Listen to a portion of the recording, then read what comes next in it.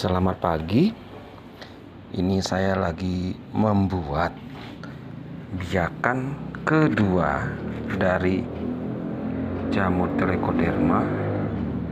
Ini udah anggaran 2 mingguan lah saya buat. Kepanikan awal saya waktu membuat ini, bila kawan-kawan lihat di sini, ini ada tripang. Saya zoom dulu ya. Saya zoom. Nah, ini ada tripang. Ada Telecoderma. Kepanikan awal saya waktu saya buat ini udah ketiga kali saya gagal.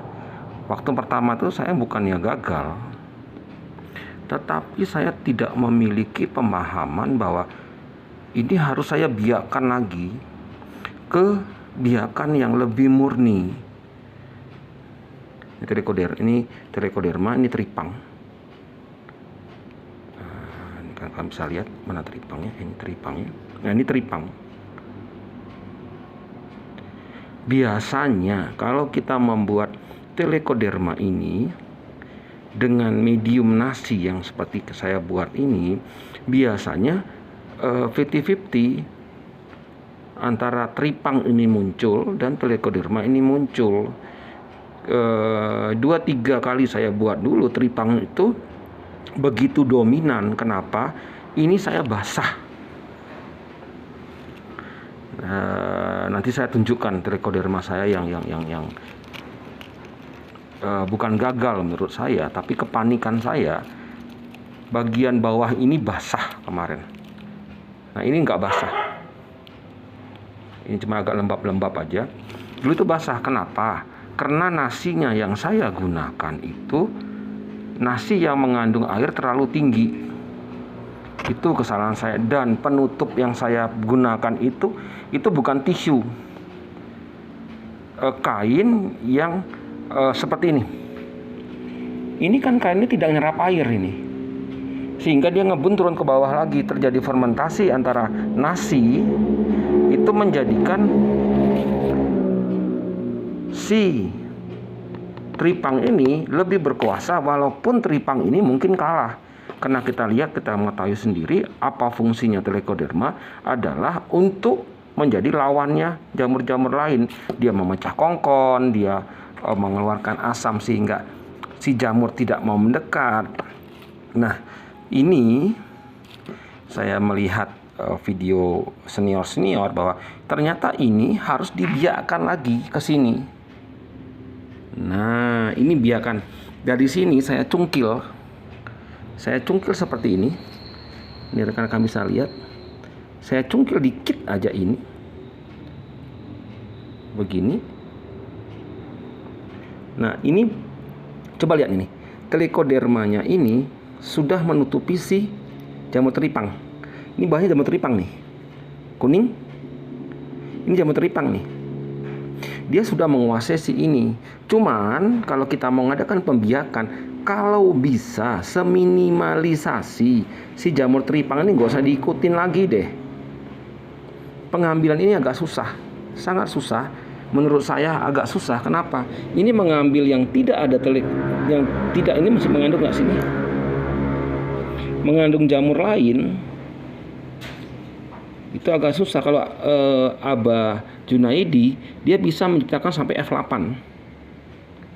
Asumsinya kenapa begini? Semakin kita bisa membiakkan sampai F tinggi, itu bisa beradaptasi dengan lingkungan di mana yang kita tinggal. Begitu. Saya punya mimpi suatu saat jamur ini, si Telecoderma ini, mana dia Telecoderma. Nah, ini akan saya adu sama bakteri yang ada dalam kentang. Kalau kentang, rekan-rekan yang biasa nanam kentang itu ada liernya. Nanti saya taruh di sini.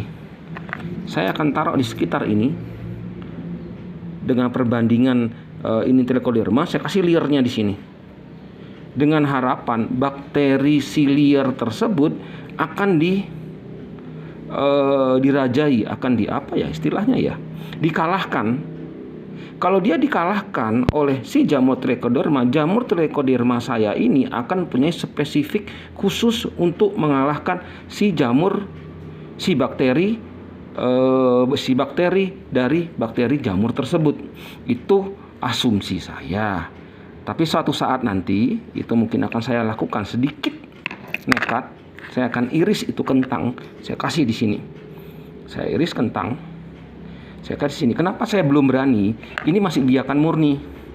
Ini baru F0-nya. Ini F1-nya. Dia masih berperang dengan yang namanya tripang. Untuk apa saya kasih di sini jamur kentang? Saya lupa itu namanya si kentang. Dia liar. Dia membuat dia liar. Dia bukan kayak iler, tapi dia kering gitu. Dia ada jamurnya. Kalau soal virus dan liar itu kayaknya bakteri juga sih itu dia. Nanti suatu saat. Mungkin setelah ini saya buat dulu. Saya kembangkan 1 kali, 2 kali, yang ketiga baru saya adu dia sama kentang itu, sama penyakit dalam kentang. Karena jamur saya, trichoderma saya itu sudah adaptasi dengan di alam kerinci ini, dengan suhu kerinci berapa, kelembapan kerinci berapa. Nanti mungkin itu dulu. Mungkin rekan-rekan yang mau membuat jamur ini jangan merasa lalu nervous seperti saya dulu, gak jadi-jadi sehingga saya malu buat vlog. Ternyata bukan saya nggak membuat itu dari awal. Kenapa nasi yang baik itu bagaimana, susunan ini yang baik, susunan dari si daun bambu ini yang baik bagaimana, sehingga kita tidak menjadi nervous lalu merasa gagal, lalu ya sudahlah saya beli saja. Sebenarnya glio ini, trichoderma ini sangat kita butuhkan untuk sedikit memberi peluang kita memiliki pendapatan penghasilan yang lebih sedikit lebih lega lah. Karena saya baru panen kentang. Panen saya dengan kebusukan yang terjadi akibat si jamur yang ada membuat kentang saya liar itu 1:1. Mungkin suatu saat nanti pas saya panen kentang, saya tunjukkan kerugian yang diakibatkan oleh layu fusarium oleh kentang. Perbandingannya 1:1 bagi tanah yang agak parah. Kita coba dolomit, kita coba ini dan itu, tapi kita tidak tahu bahwa si biang keroknya itu dia punya kokon. Kokon itu kan berarti lilin. Nah, yang membuat itu jadi dia kalah si jamur trichoderma ini dengan mengeluarkan asam. Nah, insya Allah saya mau sedikit nekat karena saya merasa terugikan dengan keberadaan keteledoran saya dalam merasa hanya dengan menaikkan pH beres deh masalah saya soal kentang saya. Itu dulu. Saya akan terus membuat ini, dan saya kalau rekan-rekan lihat saya pakai masker sekarang. Kenapa saya pakai masker? Sebentar dulu ya. Mana dia balikin? Ini.